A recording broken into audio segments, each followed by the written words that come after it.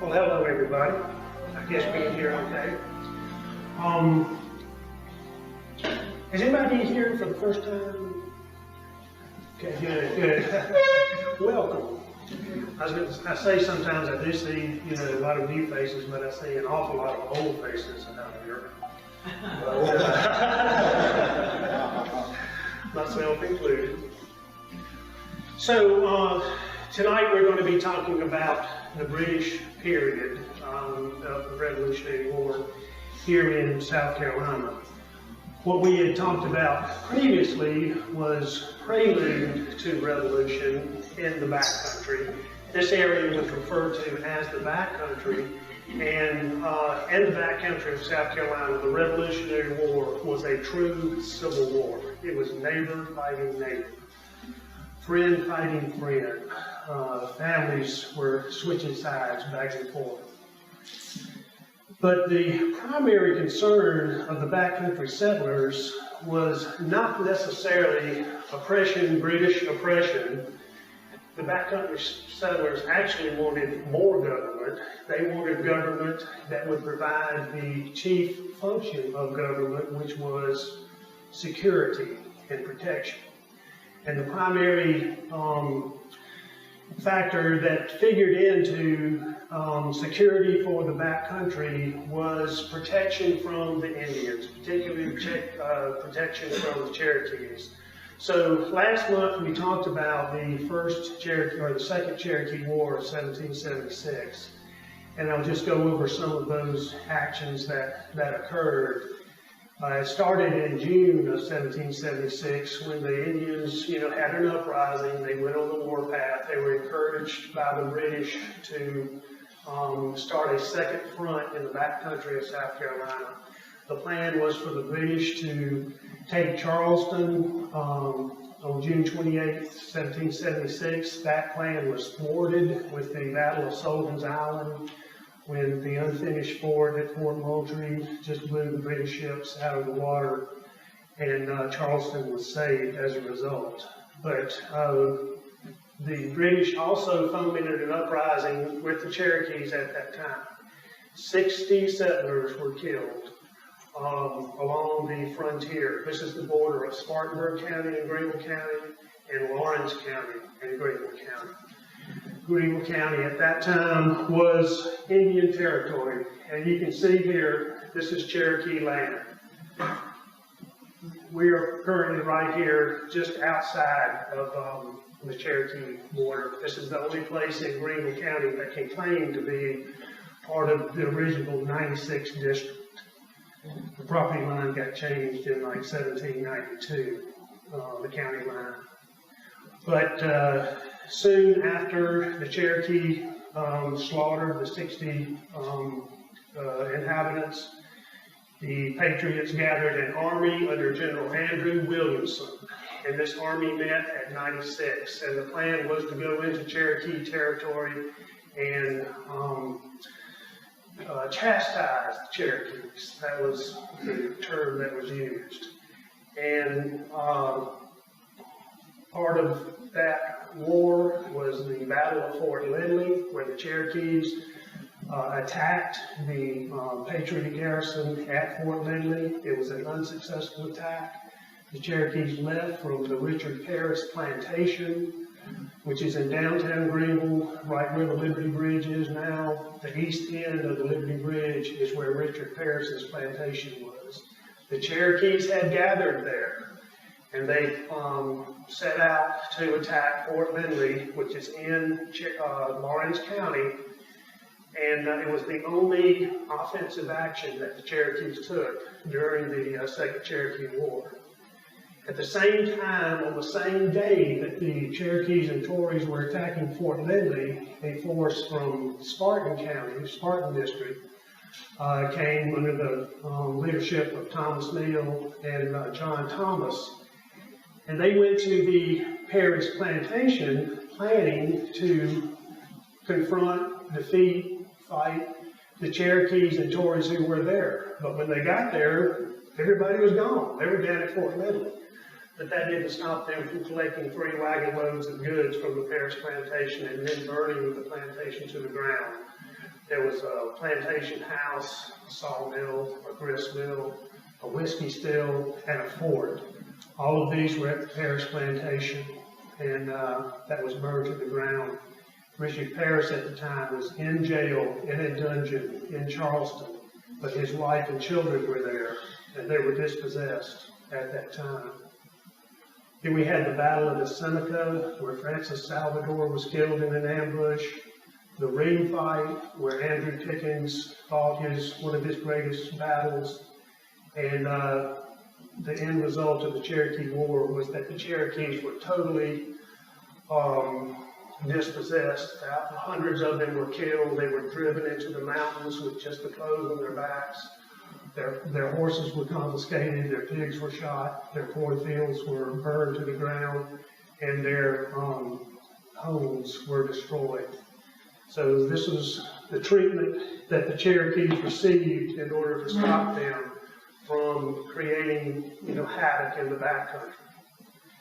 So after the Cherokee War was over, there was a period of relative calm. The first 5 years of the American Revolution in South Carolina are referred to as the American period, and this is from 1775 to 1780. The primary activity that was occurring during that time was concerning and centered on what was happening in Savannah. In December of 1778, the British attacked Savannah and successfully invested the city and used Savannah as one of their ports. Quickly, they marched up the Savannah River to the city of Augusta, and they held Augusta. The Tory and Loyalist leadership early on in the Revolutionary War was captured and sent into exile and into prison by the Patriot forces. And this is primarily due to the Snow Campaign, which actually occurred in 1775. But the Loyalist leaders were arrested. Robert Cunningham, the Loyalist general, he was arrested. Richard Paris was arrested. Thomas Fletcher was arrested. Moses Kirkland was driven out, and he went up north and fought in the northern battles there. The leading Loyalist from Augusta was a fellow named Thomas Brown. He was tortured by the Patriots. He was hit on the head. He got a concussion. He was tarred and feathered. He had his feet held over a flame. 2 of his toes were burned off. He couldn't walk for 6 months. This was the treatment that the Loyalists had. And their resistance was broken primarily because their leaders were detained and run out of the country and tortured. So Savannah fell in December of 1778. And when that happened, and when the British forces moved to Augusta and took over Augusta, there was an uprising of Loyalist sentiment in the backcountry. And a fellow named John Boyd raised an army of 500 to 600 men of Loyalists from North Carolina and the backcountry of South Carolina. And he was heading down to Augusta to join forces with the British. Well, Andrew Pickens was stationed in the area around 96, and he moved between the forces of John Boyd and the British in Augusta, and he blocked John Boyd from joining up. John Boyd was able to cross the Savannah River, but Pickens, who was already across the Savannah, he was operating in Georgia at that time, he chased after Boyd, and with 200 men, he attacked Boyd's 500 to 600 men, because Boyd was losing men to desertion. They had very poor morale. And John Boyd was shot early on during the conflict. Excuse me. And He was wounded severely. He was shot 3 times. Apparently, Pickens consoled him on the battlefield. But when the Loyalist leader went down, the morale completely broke, and Pickens, with his 200 men, routed the 600 men of John Boyd, and he was totally victorious in that engagement. Excuse me.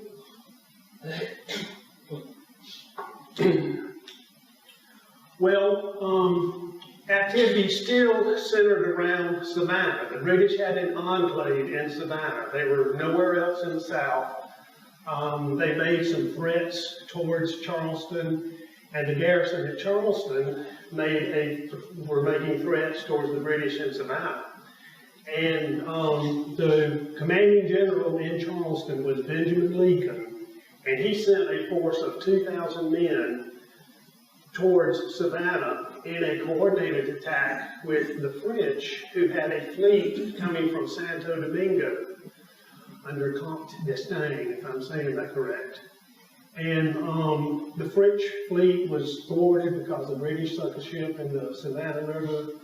There was poor coordination between the American and French forces. There was a siege, but it did not go well. And after a little while, the siege was called off. And it was an unsuccessful, attempt to take Savannah. But still, things in the backcountry. Did I lose my?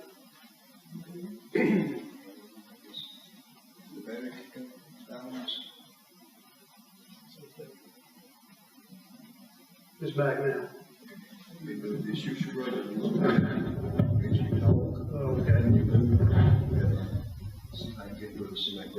Got it. So, that was, there wasn't really a lot of activity during that time I'll just talk about it. I mean, y'all can hear me, correct? Thank you. So, it was quiet in the backcountry of South Carolina, basically from 1775 to 1780, except for the excursions into Savannah.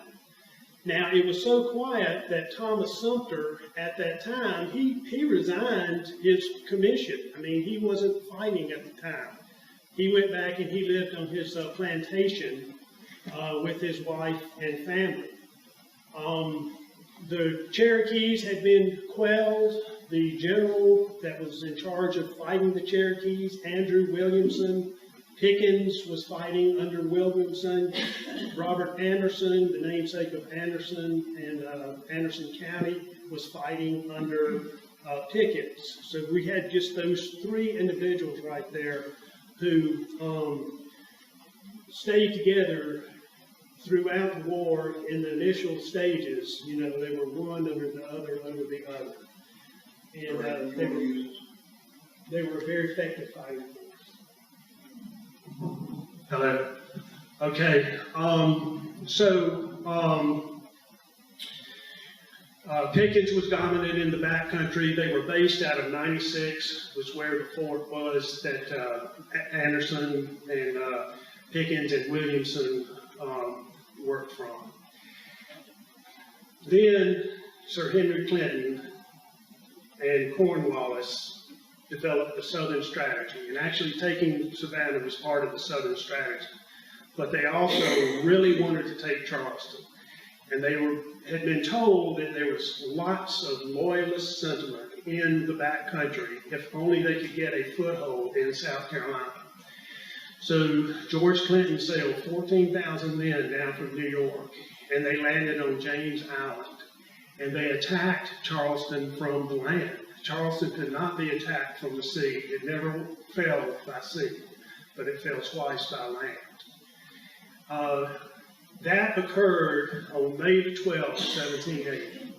On May the 12th, 1780 was a watershed moment for the Revolutionary War in South Carolina.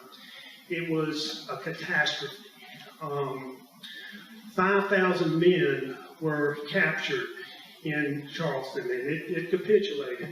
They surrendered. They were cut off with supplies, And the British were launching cannonballs into the city, and the residents did not want the city to burn down because some of those cannonballs were heated red hot. When Charleston fell, it was a domino effect throughout the entire state. The governor, John Rutledge, he fled to North Carolina. There was no form of government in South Carolina at that time. The half of the 5,000-man force in Charleston were Continentals, regular soldiers. Half of them were militiamen. The Continental soldiers were taken to prison ships and stayed the rest of the war in these rotting hulks stationed in the harbor of Charleston. And it was horrendous situations for these men for the next 2.5 years. Disease was rampant: smallpox, yellow fever, malaria. There were a lot of deaths in those prison ships. And the men that were able to endure that were real heroes. On June the 1st, Clinton issued the June the 1st Proclamation. And this proclamation said that if you were a militiaman and you gave your parole and went home to your plantation or your house and did not pick up arms again for the patriot cause, that you would be left alone for the remainder of the war. That was the June 1st Proclamation. So many people think that when Clinton gave that proclamation, right there and then, the British lost the war. And the reason was the leaders, the patriot leaders, were not rounded up and not put in prison the way that the loyalist leaders had been during the Snow campaign back in 1775. Francis Marion had broken his ankle in Charleston a few weeks before Charleston capitulated. He was back home recuperating. He had a very serious broken ankle. It took him 6 months to recuperate, and he limped for the rest of his life. Thomas Sumter was retired, and he had stopped fighting at that time. But perhaps the most dramatic change that occurred as a result of that June the 1st Proclamation was Andrew Williamson, who was the general who defeated the Cherokees.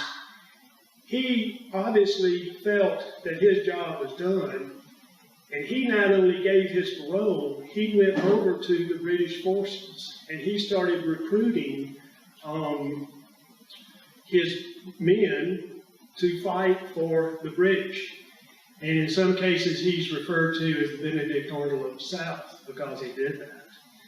And I will say that he went on trial after the war to see if he was going to be guilty of treason. And Nathaniel Greene saved him because Nathaniel Greene said that actually Andrew Williamson was giving him information while he was stationed in Charleston about British movements. And so that letter from Nathaniel Greene saved Andrew Williamson from having his property confiscated after the war. He was immersed 12% of his estate for his actions during the war. So there's Williamson going over to the British side. Andrew Pickens surrendered. He surrendered the fort in 96. He said, look, if you can protect me, if you can protect my family, I will not take up arms against you. It was protection, it was security that Andrew Pickens wanted. And he had achieved that when the Cherokees were defended. Robert Anderson, he gave his parole as well. They put down their arms. And so that was the leadership of the Patriot forces. South Carolina had the finest loyalist militia generals that any state had. We really need to be proud of these guys. Francis Marion, Thomas Sumter, Andrew Pickens. Those three are some of the finest military men that this country has produced. And we should be proud of what they did because they broke the British yoke. So, When Charleston fell, in quick succession, the British set up a series of outposts: Georgetown, Camden, 96, Augusta. This was a shield around Charleston, and it gave the British forces in Charleston a lot of security. In addition, they started setting up communication posts between those major outposts, like at Rocky Mount, or Hanging Rock, or Musgrove Mill. These were all way stations that the British used as they traveled the backcountry. So then, George Clinton gave another proclamation, and this is the June 20th proclamation. And he'd been having some second thoughts about just letting the patriots, militiamen, just give their parole and sit out the war. So the June 20th proclamation went a little bit further than that. In fact, what it said was, it's not enough that you sit out the war in your home. You have to now actively join the British forces and fight for us against the patriot enemy. And whereas the British may have lost the war with the June 1st proclamation by allowing the leaders to go free, they definitely lost the war as a result of the June 20th proclamation, because that really made everybody mad. Be told that, now they had to actively take up arms and fight for the British. And there was just, the Patriot militia ranks swelled at that time, with former militiamen coming back into the field, joining with Francis Marion and Thomas Sumter, and later Andrew Pickens. So Sumter, as soon as his ankle healed enough to where he could hobble about, he actively took to the field. Thomas Sumter, that was Marion who took to the field after his ankle healed. Thomas Sumter was a known Patriot leader. Cornwallis sent Tarleton to pay him a visit to make sure he was staying at his house and then arrest him if he did not actively come to the British side. Well, Sumter got word of that right before Tarleton showed up, and he skedaddled, but his invalid wife was left at home. And Sumter had a nice plantation. He had a nice house. He was a wealthy merchant, and his wife was wealthy as well. Well, Tarleton's men picked up Sumter's wife, and she was an invalid, and she was sitting in a chair, and they picked up the chair, took it out and set it in the yard, and then they proceeded to burn every outbuilding and house that Thomas Sumter had.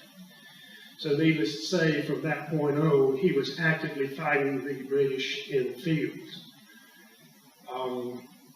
Andrew Pickens set out the war for months, but at a certain point, Major Dunlop, who was stationed at 96, he went to Pickens' house, which is where present-day Abbeville is now, and Pickens wasn't there that time either.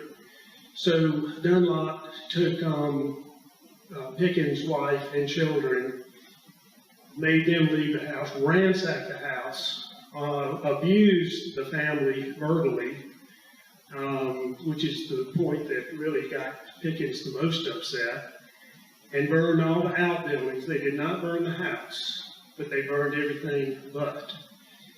So Pickens was so incensed, he rode into the British camp, British officer, Officer Q, K-E-W, and he told the man, he said, look, I was serving under your protection. You can't protect me.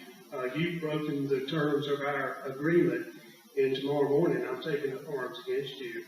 And Q could have arrested him right there and then, but he didn't. So now Pickens is in the field.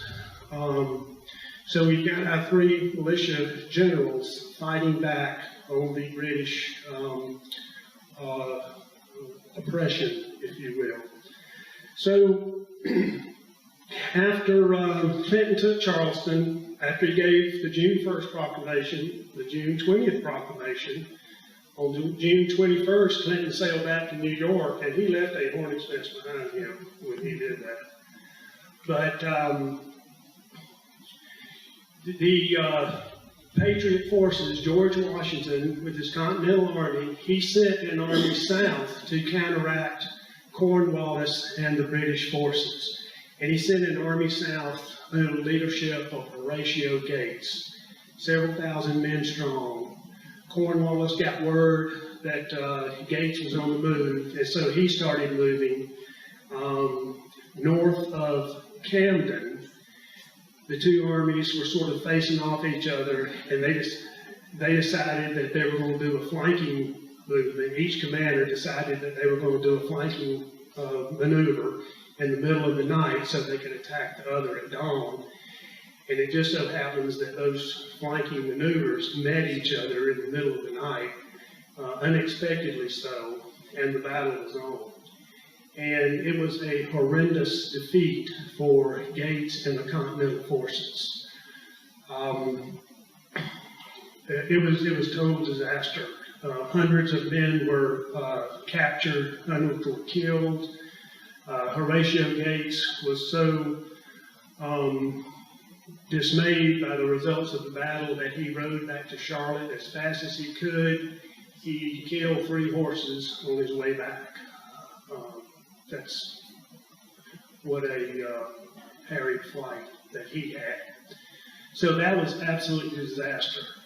Thomas Sumter was supposed to aid in Gates' movement. He was supposed to slow down Cornwallis. He was to harass Cornwallis. And he sort of did and he sort of didn't. Thomas Sumter wasn't a good one for cooperating with the Continental forces. He was a good leader in and of himself, but he was not what you would call a cooperator. But anyway, he got word of where the British baggage train was, and he decided to attack that while Cornwallis was facing off against Gates north of Camden.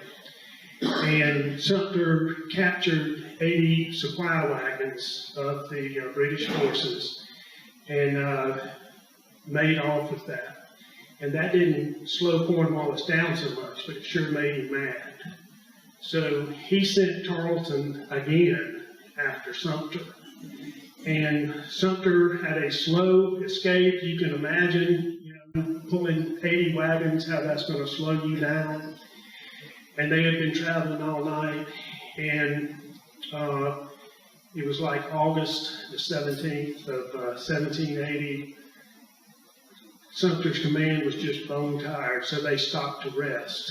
And they told General Sumter to take a nap, basically, sleep under a wagon. So he did that. Very lax security, did not have good camp security, and Tarleton was known for traveling with speed. And Tarleton came up on Sumter's camp at Fishing Creek, and he just blew through the camp. Now, as soon as the first shot was fired, Sumter's men knew how valuable he was. They gathered him up, they put him on a horse. Reportedly, he didn't even have his pants on, and he fled the scene. He had to get away. He was too valuable to be captured. But 300 men were captured on that time, and the wagon train was recovered by Tarleton.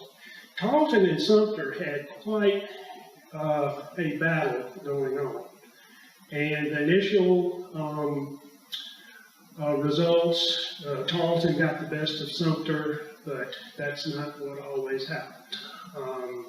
So Sumter did get his revenge in the end. But that was a terrible defeat. That was the only defeat that Thomas Sumter suffered throughout the war. So Camden was a terrible defeat as well. Fishing Creek was a terrible defeat. These happened within 2 days of each other.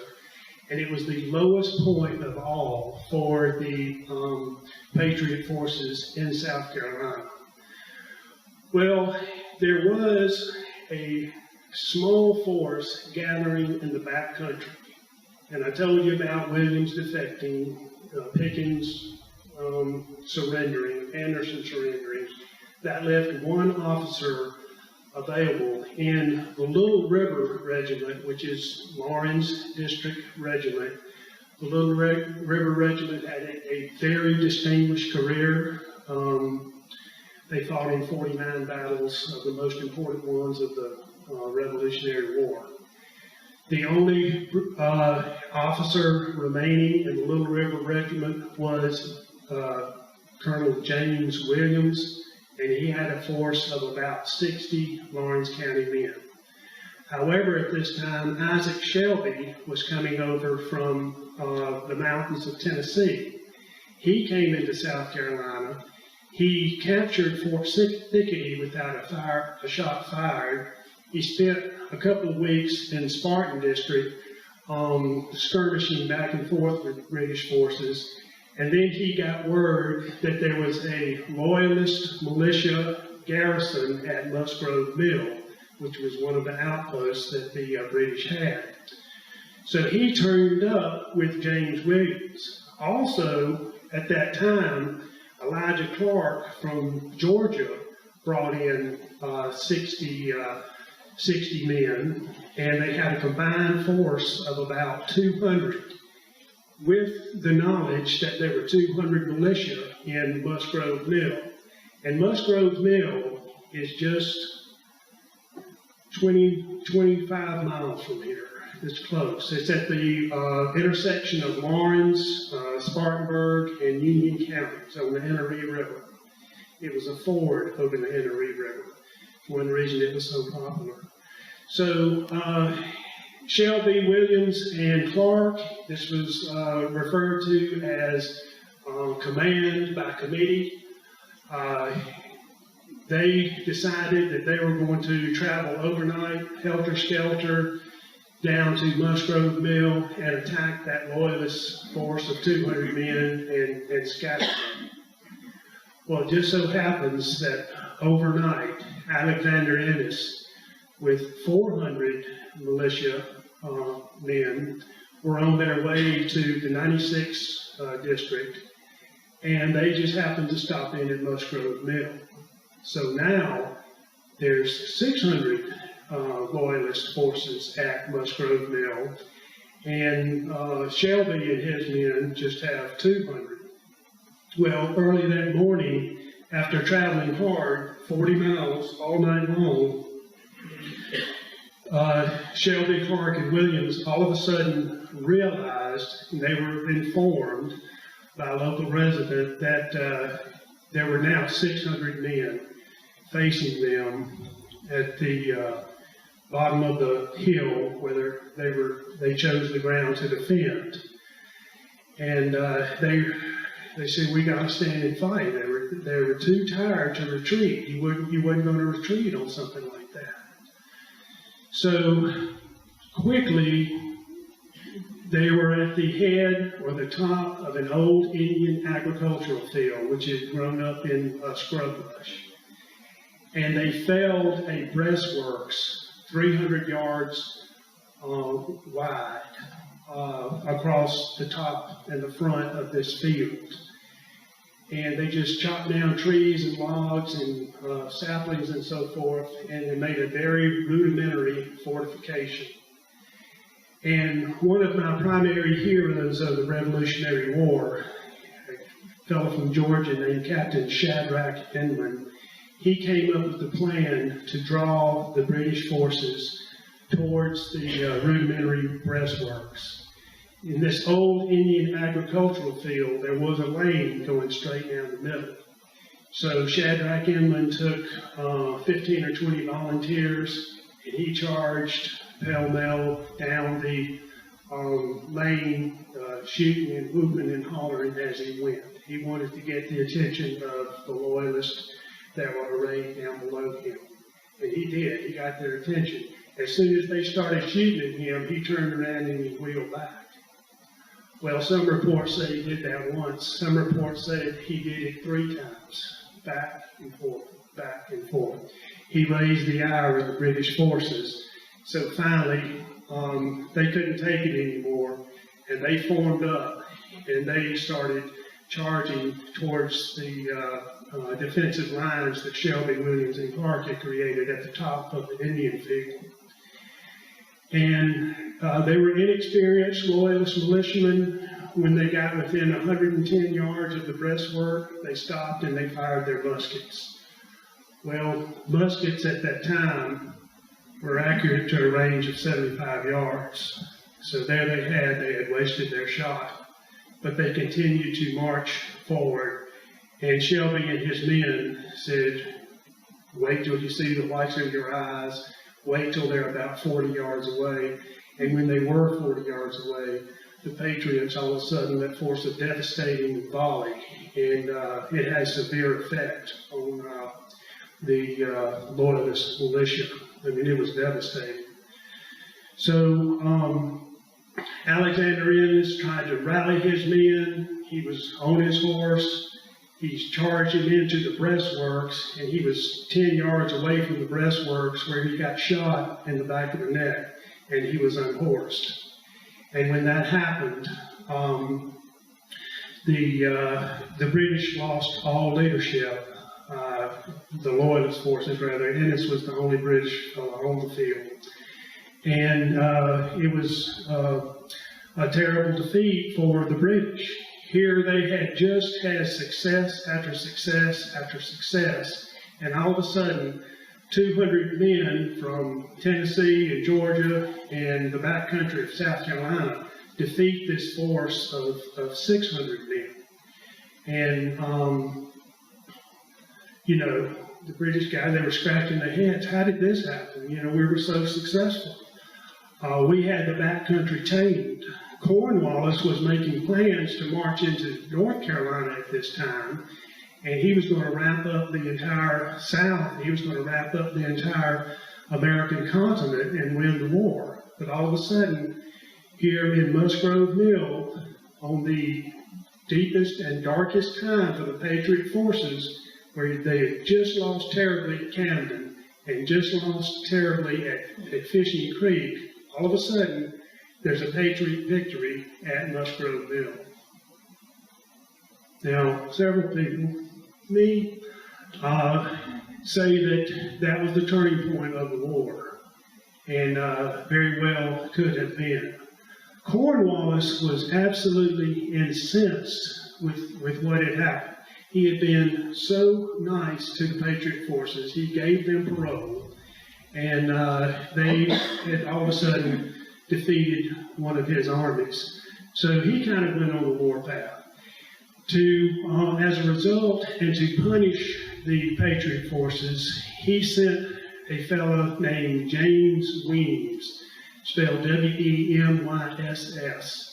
He sent him on a plundering mission from Kingstree to Sherrall. That's 75 miles.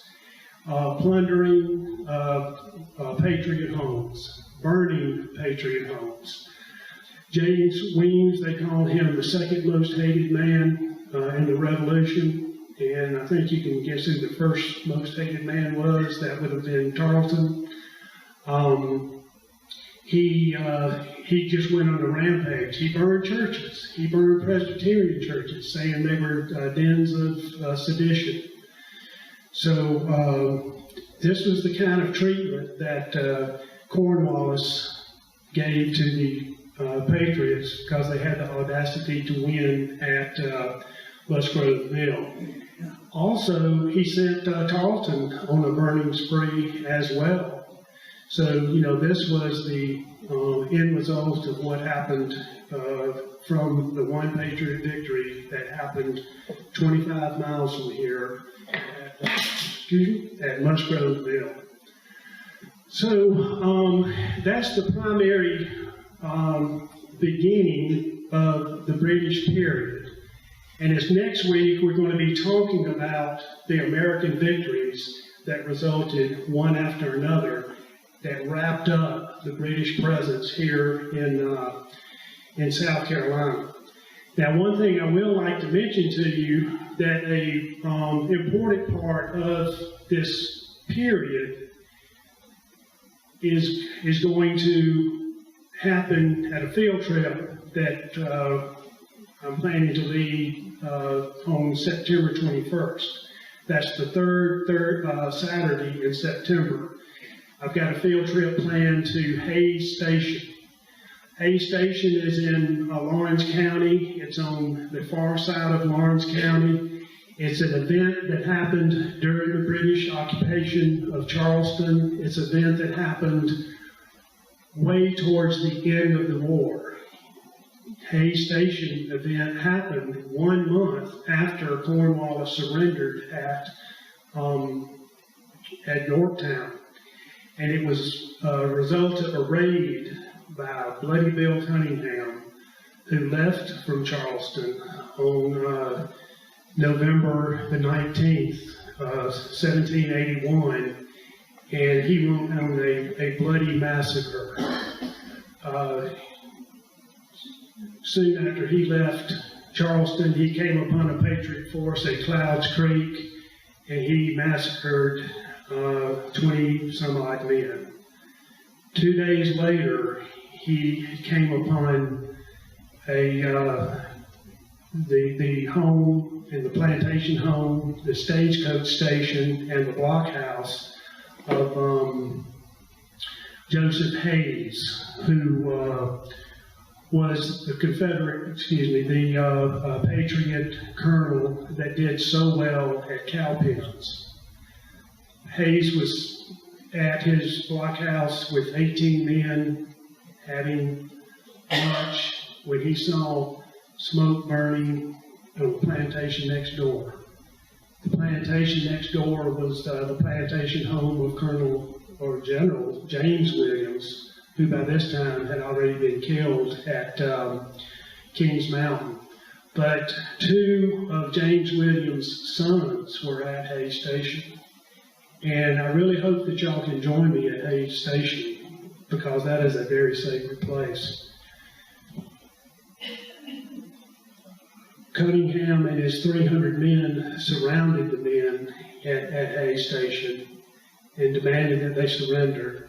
A shot rang out, and one of Cunningham's men was killed that had sent son Cunningham, and he threw burning ingots onto the roof of the fort. So once the fire got out of control, the men inside said, okay, we surrender. And Cunningham said, that's fine, come out one at a time with your hands behind your back. And Cunningham tied all the men, their hands together, and then he took a rope and he tied them all together in line and says, we're going to march you back to Charleston as our prisoners. Well, as soon as the rope was tied on the last man, Cunningham says, I've got you now. I'm going to kill you all. And he set up a fodder pole, which was close to the blockhouse. And he was going to hang Joseph Hays and James Williams' son, who was a Lieutenant Williams. He was going to hang them both at the same time.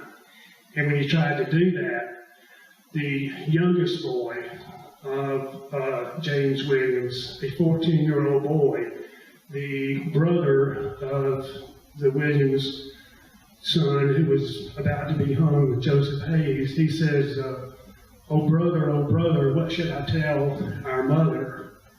And Bloody Bill Cunningham looked at him and said, you'll tell her nothing, you damn rebel suckling. And he ran that boy through with his sword. That boy was the first casualty of Hays Station. He immediately tried to hang Hays and the older Williams brother. The fodder pole broke. And Cunningham couldn't stand that, so he started chopping away with his sword. And he just brutally massacred all 18 men. And it was so bad you couldn't tell whose leg belonged to whose head or anything like that. The families of 4 of those men were able to identify the bodies, and they took them off and buried them themselves. But 14 of those men were buried in 2 common graves at a hay station. And that's where I would like for everybody to meet me on September 21st, and we can honor the patriots there who gave their lives. Also, on the 3rd Saturday of October, I'll be leading a field trip to Cowpens, and we'll see one of the greatest American victories of all during that time. Does anybody have any questions? Where is that page place located in Lawrence County? You know, it's a place with no address, but many people know where Jefferson Davis Road is. Milton Road runs off of Jefferson Davis Road, and Williams Road runs off of Milton Road. And it's in the middle of a hunting preserve or hunting land. It's in the middle of a 1,200-acre hunting preserve. It's at the end of a dead-end road, which is Williams Road. But for those of you who follow me on Facebook, I'll be giving specific directions there, and you can Google Hay Station, and it should show up on Google Maps. Yes. So I've always been puzzled. So the Rice Kings and the elite in Charleston, they didn't think much of the backcountry folks. So they True. thought they were rubbish. Right. And that class distinction have anything to do with the fact that their government didn't provide much government in the backcountry? They just left them to themselves? That's exactly right. South Carolina, even throughout the Revolutionary War, after the Revolutionary War, was not an egalitarian society. It was a class society, and there was definitely the aristocracy along the coast, the Rice Kings, as you referred to them. The backcountry ranger at Musgrove Mill referred to the backcountry people as meat shields. Think about that. They were inviting settlers in to settle the backcountry so that the Rice Kings would have protection from the Indians. And the backcountry settlers bore the brunt of those attacks. There were some definite economic motives in the Revolutionary War. And the Rice Kings are, some of the people that fomented that. What the backcountry folks wanted was protection from the Indians. But the Rice Kings didn't like the taxes that were levied on them. The backcountry people were hardly paying taxes anyway. They were providing for their own security and so forth. That led to the rise of the militias. Isn't that how they invited so many Germanic people in the central part around Columbia? Exactly. Yeah, the Dutch fort. And I'll tell us our personal history. I'm related or descended from my 5th great-grandfather, Colonel William Ballantyne. And William Ballantyne came to America in 1767 as a 22-year-old. Well, at that time, anybody over 21 who wasn't Catholic was given 100 acres. If you were married, you were given 200 acres. So William Ballantyne in Scotland, he was born there, and his family left Scotland when he was 2 years old, and they went to Ireland for 20 years. In Scotland, they were poor tenant farmers. In Ireland, they were poorer tenant farmers. So they saw an opportunity to come to America, and they did settle in the Dutch Fork area of Columbia, along with the Germanic inhabitants as well. And William Ballantyne was a rich man at the age of 22. I mean, he had never dreamed of owning 100 acres and creating his own life for himself. Well, guess who he's loyal to? He's loyal to the king who gave him that 100 acres. And he was a loyalist militiaman. He was a captain at Musgrove Mill. He was captured at Kings Mountain. He was sentenced to death at Kings Mountain. He escaped from the journey, went back and fought it at 96. He was besieged at 96. William Valentine lost every battle he ever fought in, but he was promoted after every battle he ever fought in. So I'm proud to claim him as my ancestor. Did he lose his land? He did not lose his land. He obviously fought with honor. He returned to the Dutch Fork area, and one of his greatest accomplishments in my mind is 3 years after the war was over, he was elected as a road commissioner for Newberry County. And if his neighbors didn't respect him, they never would have elected him a road commissioner. I've sort of gotten the impression that there was a lot of inequity in what happened to defeated loyalists. And that maybe a lot of it had to do with personal animosity of their neighbors, as opposed to, as in your case, he was respected, so he came out okay. Well, most of the neighbors in the Dutch Fork area were loyalists, so he had that really going for him. But there was incredible animosity throughout the whole thing, and incredible accounts of unfairness throughout the whole area. There were so many personal issues that were involved. If, your sweetheart married your neighbor, and your neighbor decided to be a patriot, the chances are you're going to be a Tory, just so you can get back at him. But just issues like that, time after time.